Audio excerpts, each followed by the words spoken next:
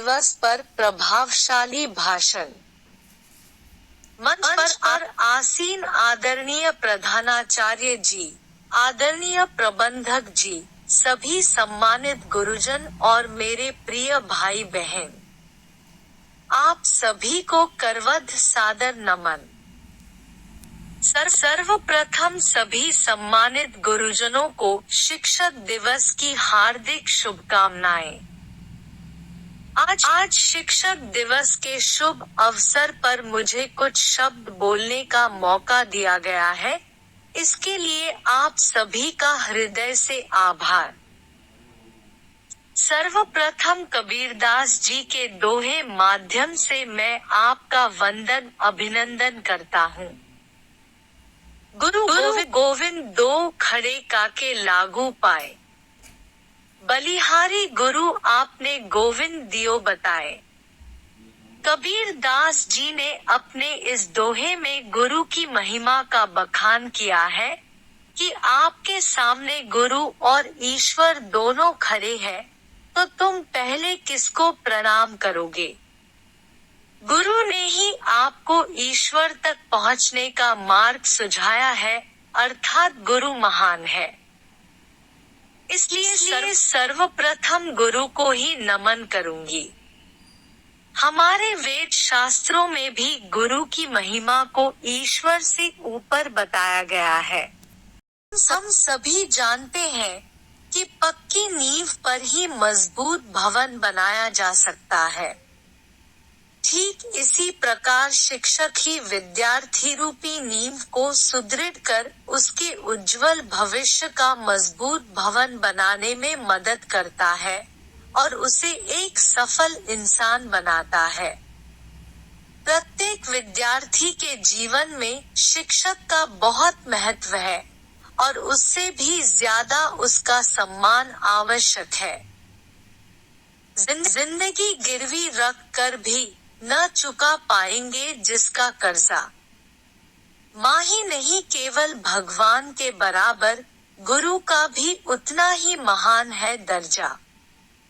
आज सभी शिक्षकों को अपने आदर्शों और चरित्र के द्वारा बच्चों के मानस पटल पर अपनी प्रेरणादायक छाप छोड़नी पड़ेगी। हमारे वेद शास्त्रों में गुरु की महिमा ईश्वर से ऊपर बताई गई है। गुरु ब्रह्मा, गुरु विष्णु, गुरु देवो महेश्वर, गुरु साक्षात परब्रह्म तस्मै श्री गुरुवे नमः। जब नवशिशु रूपी कोपल जब इस दुनिया में प्रवेश करती है, उस समय वह परिवार की पाठशाला में माँ नाम के शिक्षक से संस्कार, व्यवहार की शिक्षा ग्रहण करती है। इससे यह कहने में अतिशयोक्ति नहीं होगी कि सिखाने वाला या सीख देने वाला हर प्राणी शिक्षक है। शिक्षक की प्रेरणा और ज्ञान से पत्थर भी पारस बन जाता है। शिक्षक केवल किताबी शिक्षा ही नहीं देता अपितु जिंदगी जीने की कला सिखाने का भी काम करता है। शिक्षक वह पुंज है जो अज्ञान के तमस को मिटाकर जीवन में ज्ञान की ज्योति प्रज्वलित करता है। वह आफताब है जिसके पास ज्ञान का प्रकाश है। वह समंदर है जिसके पास ज्ञान रूपी अमृत का अथाह जल है। शिक्षक सदैव ही समाज में सर्वश्रेष्ठ और सम्माननीय है। हमारा देश भारत सदैव से ही शिक्षकों की खान रहा है। आज हम सभी एक ऐसी शख्सियत, एक ऐसे महान पुरुष का जन्मदिन शिक्षक दिवस के रूप में मना रहे हैं, जिन्होंने शिक्षा के क्षेत्र में अनेक महत्वपूर्ण कार्य किए।